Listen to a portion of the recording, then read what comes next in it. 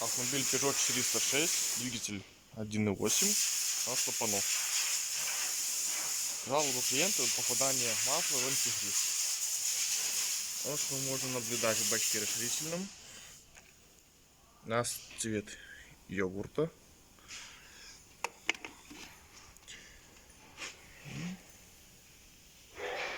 Вот антифриз с маслом смешанный. Вот снятая ГБЦ. И судя по нагару на клапанах, антифриз очень долго шел у нее в цилиндре.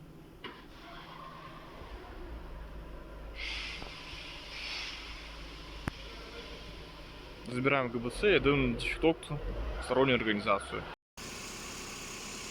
Собрали автомобиль после прокатки ГБЦ. Производим его прогрев. Проверяем течи. Заливаем антифриз вместо воды, чтобы пока систему промыло. И отдаем клиенту.